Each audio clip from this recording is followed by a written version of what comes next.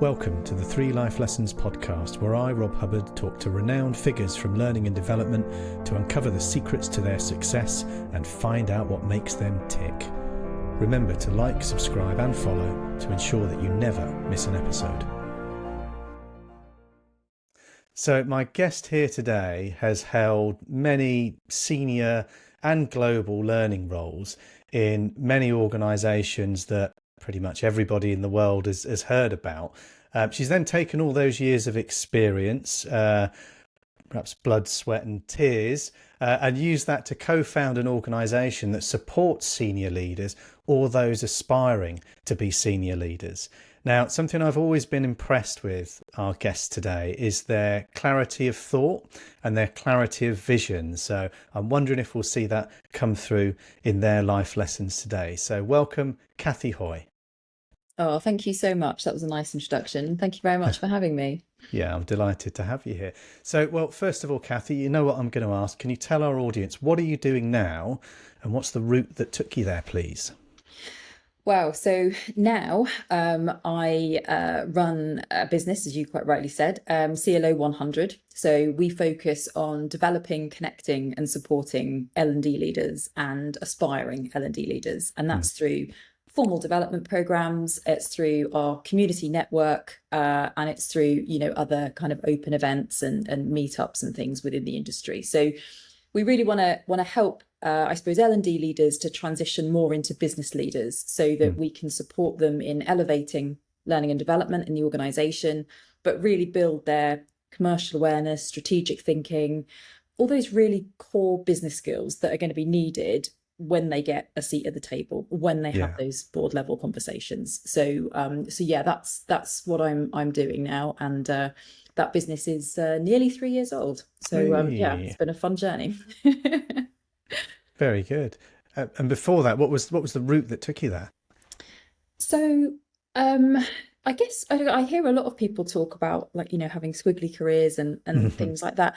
I actually don't think mine was that squiggly. It feels quite linear when I look back. I mean, I worked for lots and lots of different organizations, but I've always had a very clear path and a very clear kind of vision of where I want to be and what I want to do. And so I suppose that, that probably made it a bit more linear than maybe some I speak to in our industry. I mean, I was always passionate about business studies, particularly, I loved it at school. It was the only thing I excelled at school, actually. I can't really say I excelled at anything else. But, when it came to college, I knew I had to do business studies because I wanted to work in business, didn't really know doing what. I just knew I was passionate about it. I took business and also psychology at college and found those really interesting, and actually found that they work really well together. I suppose I knew that I wanted to run a business at some point. I kind of guessed when I was really young that was going to be in, I don't know, retail or hospitality, both industries I'm super passionate about these days, actually, as well. And really exciting, high energy sort of industries too. But I started my career, actually. I started working when I was kind of 16. So I was holding down 3 different jobs while I was at college. I remember I worked at Debenhams. Gosh, I don't even think Debenhams exists anymore, do they? Showing my age. So I remember working at Debenhams on a Saturday and a Thursday evening, worked at Greengrocer's on a Sunday, and I did telesales 3 other evenings in the week. Wow. I just loved working. I absolutely loved working, and I couldn't wait to leave college because I just wanted to work full time. I think much to my mother's disappointment, I decided not to go to uni. But I couldn't wait. I couldn't do any more kind of formal learning. I felt like I was learning heaps more doing the job, and I was earning money. So it just felt like a win-win. So I kind of went permanent at Debenhams. It was a full time. I remember managing a lingerie department from the age of 18 or 19. And I got into training kind of, I suppose like most people in our industry, disappointingly, by accident. It's I don't think I've met many people that have ever seen training as a kind of career path initially. You're not really told about it at school, are you, as a career to move into? But sales was always important to me. I'd grown up with telesales and in retail, and so I thought, well, I need the women on the team to know more about the products. And so I used to arrange for our reps to come in from all the different kind of product brands to train the team. And then I started doing it with them. And I thought, I quite like this training, Lark. Uh, Yeah, this is all right. So I did it. I did it there. And then I moved. I went to British Gas. I moved into call centers. That's a really interesting environment for anyone that's kind of been there. You'll know what I mean. It's very unique. mm, And I remember you kind of got to a point where, you got a promotion if you were doing really well. And then the option was, well, do you want to go into training or to comms? And I thought, um, I didn't really know enough about kind of comms. And I thought, well, I think I know what training's about. So mm, we'll do that. So yeah, moved into there and then ended up in a regional role at the head office, stayed there for a few years. Actually held a really interesting role at British Gas in L&D, of a change management role. And oh, honestly, cool. I've never seen another change management role in an L&D function before. Yeah, yeah, It's so important. I think if I could create my ideal L&D team now, that a change manager would yeah, be probably number one, to be honest. yeah. And that's such a skill, managing people through massive changes. So yeah, that was a really good experience actually. And then I kind of moved back into retail. I worked at the White Company. I worked at Tesco. Great experience there because I had a global role. Spent Mm, a lot of time in Southeast Asia, particularly in Korea. uh, Took on a big development project for the company globally to develop trainers in all sort of 14 countries that we were in at the time. I don't think they're in quite as many these days. But really, really exciting mm, experience there. Joined Expedia, another global company, global role, a real tech company. I mean, everyone thinks mm, Expedia, it's a travel company, it's a tech business. yeah, Yeah, yeah. it's and that was fascinating actually to learn more about that. A very young employee base as well. A really innovative, creative organization too. That was good fun. And then kind of settled for a bit at Coke, or Coca-Cola European Partners, as was their Mm, bottler and distributor. Loved it there. Focused on the commercial side of the business, so worked a mm, lot within the kind of sales, marketing, and the retailing kind of side of that organization, which was really eye-opening, because mm. when you're working with commercial directors day in and day out, you can't be evangelizing about the latest leadership models. Yeah, They literally want, how are you making me money? How are you yeah, yeah. saving me money? It's got to be one or the other. Yep. And so you have to get into that mindset really, really quickly. So that was brilliant. Loved working there. I've been really lucky. I think I've worked with some amazing companies and had some really, really great experiences. And I set up then a business for myself. I was sort of it was a very small business, but I had a big group of freelancers, and then we took on a massive retailing contract actually with Uh, Morrison's, which was absolutely a dream. mm, It was just wonderful, and then COVID hit. And uh, when you realise you've built your customer base around retailers and people in hospitality, and something mm, like COVID hits, wow. you've got, yeah, you've kind of got no choice really. It's that was a real shame. It was kind of don't put all your eggs in one basket type lesson, I think there. Yeah. But yeah, good, all good experience. And then, sort of most recently, I guess I worked at Soho House, and that was great because that was a board level, role, and you don't get many in L&D. And Mm, so it was yeah, it was a great experience to have that, I guess. Yeah. yeah.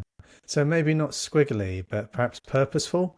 I think Oh, your very. career. Yeah, Yeah, yeah. very, very purposeful. And I think, all of that has helped do what I'm doing now. Mm, I also spent 18 months at the Learning and Performance Institute, the mm, LPI.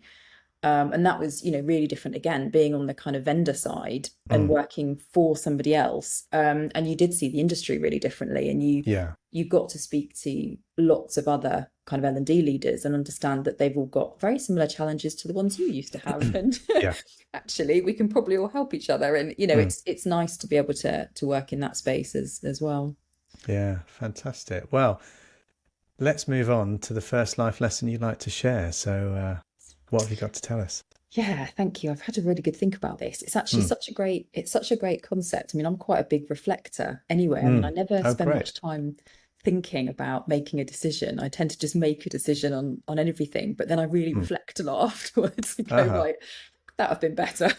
what, what should we do differently next time? So I'm probably collecting lessons, I think. So yeah, it was a nice opportunity to have a think. Hmm. Um, I'd say first of all, and I hope this kind of makes sense. I also was trying to think, how do I explain this? But I would say adaptability Hmm. has been a really important lesson for me, and actually something that I learned from quite a young age. Actually, I moved around a lot when I was a kid, so went to different schools, Hmm. had different addresses, Ah. and and actually as a kid it's great fun. You kind of, you Hmm. love all that. You adapt easily, I know, as Hmm. a kid, but actually when you're doing something like that and you're moving a lot, there's a lot that you need to start being quite purposeful about, because as a child it's still really important to fit in. Yeah. You don't want to stand out, you don't want to be unique Hmm. at this point. You have to learn who to get on with quickly, who you can get on with, who's going to be nice to you, which friends you're going to have. Hmm. I'm talking when you're 6, 7, 8, 9, 10, that sort of period. Yeah. It's difficult to keep joining a new school, finding new friends. And even, for me, it was moving around the country. It was having to change my accent. Hmm. It was just doing anything you could to fit in, change your style.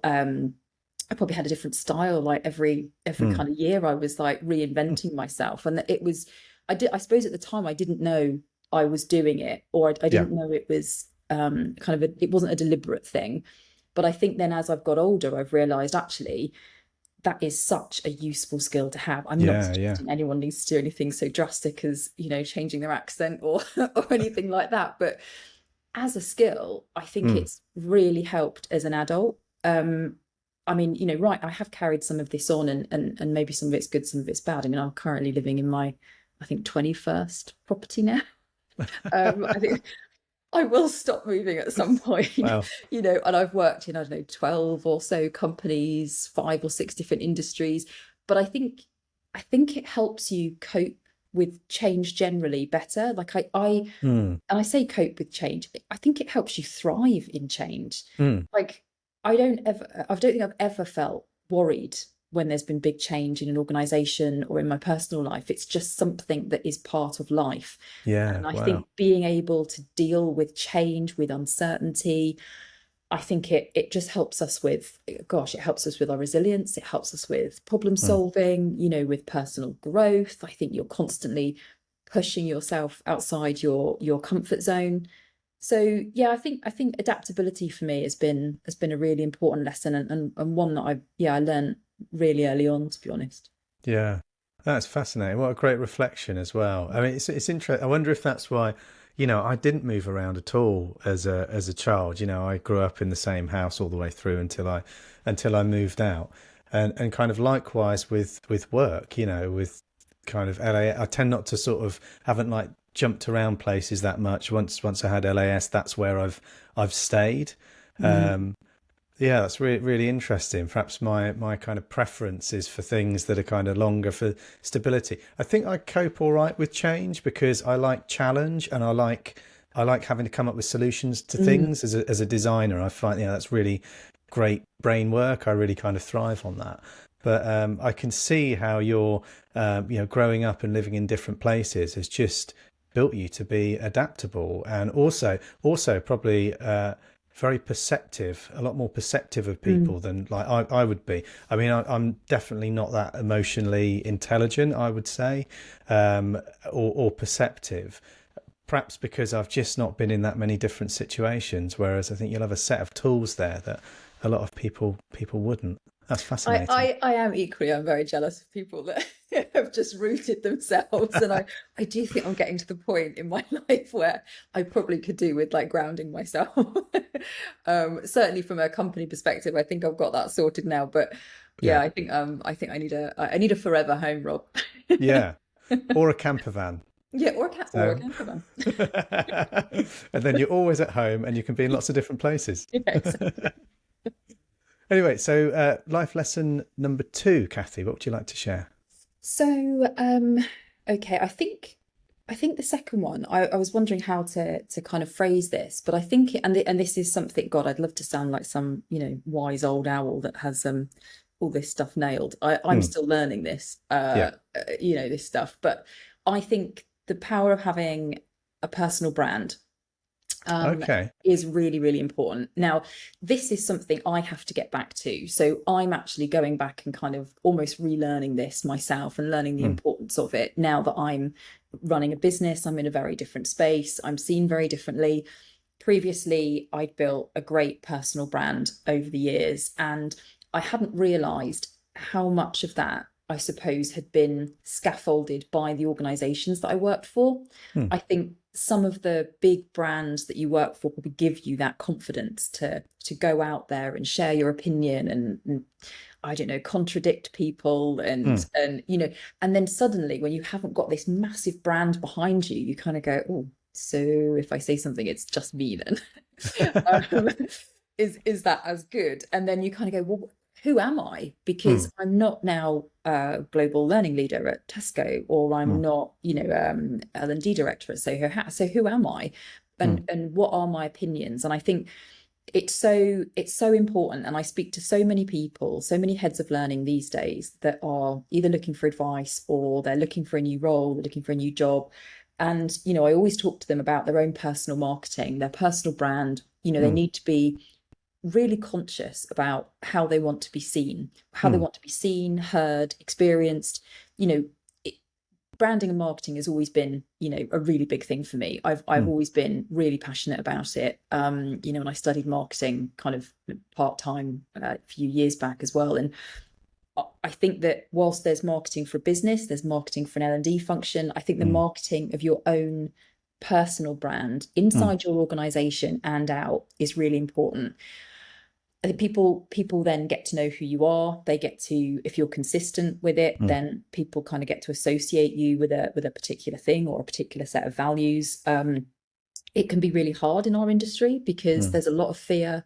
People think that, if they don't have a string of degrees or post nominals after their name, Mm. or if they haven't written a book, then they shouldn't have an opinion.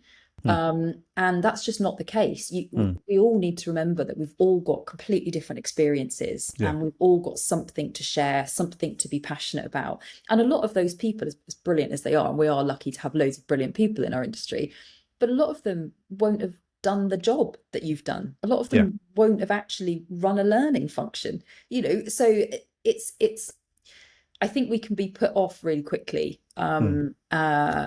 to sort of share our own thoughts. But actually, I think, it's really helpful for building trust and credibility. And also when you've got an opinion, there's a tendency. I mean, I don't know about you, but I often, my first thought is, well, I won't give my opinion on that because it's obvious. And we keep Mm. going around thinking it's obvious, it's obvious. Yeah. If we're all doing that, no one's sharing it. And Yeah. actually, it's not that obvious to some people. So it's, I think being known for something, being really consistent with that, think about it purposefully. Just actually think what is my, I don't know, my own personal value proposition? Mm. What am I passionate about what are my values? Am I living them out loud? Be consistent with that, share your story, and that all just really helps to build your brand, I guess, for want Mm. of a better word. So yeah, I think for me that was a lesson. I had it was one I kind of would say I had nailed, and now I'm kind of going back to the drawing board a little bit and trying to work on that a bit more, I think. Yeah. Well, life's a journey, and we do what we do because generally we're people who love learning all the time, and that's what we thrive on. So I guess the way you've described personal brand there, it's kind of the extension of your personal values and personality, but kind of into a work setting, and the kind of conscious thinking about how you do that. Have I kind of Yeah. understood that correctly? Yeah, Mm. definitely. And it's useful. Something I always used to do with my L&D teams in the past was, we'd always build a brand framework for our team, for our L&D team, so we Mm. could be really crystal clear on who the L&D team were, what our core purpose was in the business, who were our customers, how did we add value. And actually, you can do the same thing for you as an Mm. individual. And it doesn't all have to be, work related. People can, you can weave parts of your personal life into your brand. And actually, I think Mm. that's important, to be honest. But I do think that whatever you do should be thought through and purposeful, Mm. because people have an opinion of you Mm. whether you know that opinion or not. Everyone has an opinion of everyone. So we may as well go out and be deliberate about how we want people to see us. I Yeah. suppose is my view. Yeah. Fascinating. So we're on to the third and final life lesson for you to share today. So what's your last one, Cathy? This I've learnt very late in life, I'm afraid to say, and I really wish I had learnt this sooner. Hmm. And it's knowing the value of your network. Um, Ah. and whether that's professional network, Hmm. personal network, friendship groups, family, even, Hmm. understanding what you can get from that network has been really, really valuable for me. I think, when I was younger, I don't know, it's probably similar for most people. When people talk about networking, it's in the context of go to a networking event Yeah. or grow your network, go and Yeah. network. And you just think, oh Yeah. God, this sounds terrifying. Yeah. I don't know what to do. I don't want to do this. I used to absolutely dread that kind of stuff. And then, as I got older, I realized actually having a network is about connecting with people. Hmm. And it's as simple as that. It's about Hmm. connecting with people, understanding what they do, them understanding what you do, and kind of being there if you can help each other. Yeah. And actually having that kind of revelation was amazing, for me, really. But further to that, actually knowing that people are there and they can support you. I've always felt like I've got to give something first. Hmm. I never feel right asking for anything from anyone unless I'm kind of, I've given something or I've given a few Hmm. things, and I feel like the balance is sort of in my favor, that I can now Hmm. go and ask for something. But actually really valuing and understanding your network and knowing that they're there and they're also thinking the same. I want to help. I want to help you. And Hmm. making the most of that has been really kind of game changing for me. I think from a professional perspective, I've joined a group. There's a very small group of us, there's six of us, and this group was set up by Alison Roberts, founder of Comms Lab, and it's Hmm. a female founders group. And so there's six of us that are running our own organizations that actually, for meeting up once a month, Hmm. for sort of 90 minutes, just to go, right, this is what I'm achieving this month. This is what Hmm. I've got a challenge with. How can any of you help? And to just know that that group is there Yeah. that's really valuable for me. You see this in other communities as well. I mean, Helen Marshall, CLO at Thrive, she set Hmm. up the fantastic Women in Community. She's now got over 1,000 members in that. Hmm. I mean, it's absolutely amazing. I think communities like that within your network are really valuable, really Hmm. fascinating, really useful for you. But it's something, being part of a community, you can give to it as well as take from it. And we're trying to build a community with CLO 100 as well. It's that's obviously very specific. It's Hmm. very much for L&D leaders, but that there are kind of communities you can be part of all over the place. And I've just really never ever, until very recently, taken full kind of use of that. I've Hmm. not really explored it to my benefit. And I think the other part of this is knowing the people in your network to go to when you need different types of energy. I Ah. feel I feel like that's been a really big one for me, knowing Ah. actually in the last few years that there are certain people I go to when, I don't know, if I'm feeling really good about myself and I'm worried I might be getting a bit cocky. I'll People who go to take you someone. down a peg or two. Yeah, a lot of those people. Friends, family. Yeah, I seem to collect people like that.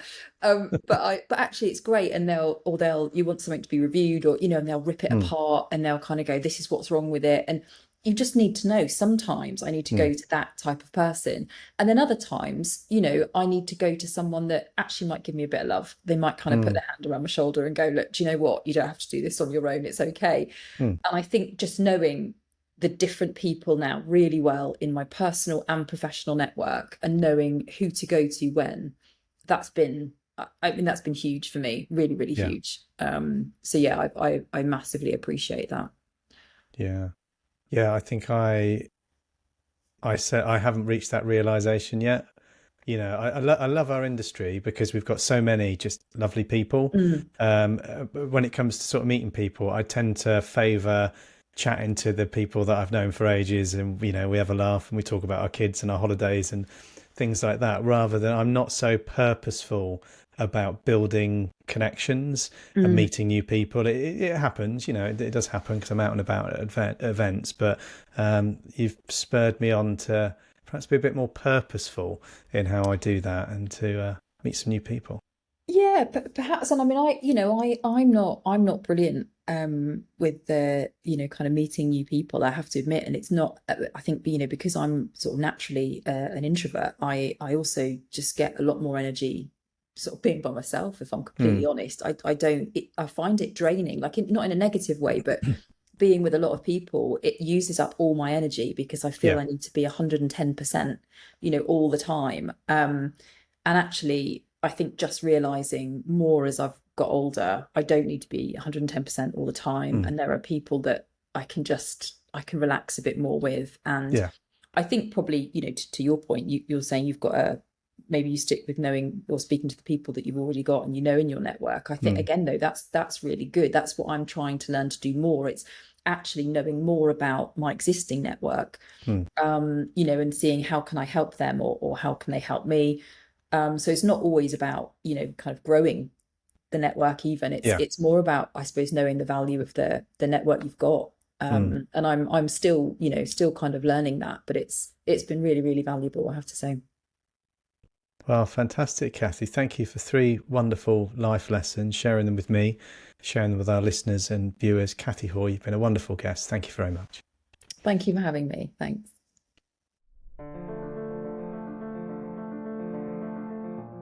If you've enjoyed learning those 3 life lessons, then make sure that you like, subscribe and follow so that you never miss an episode.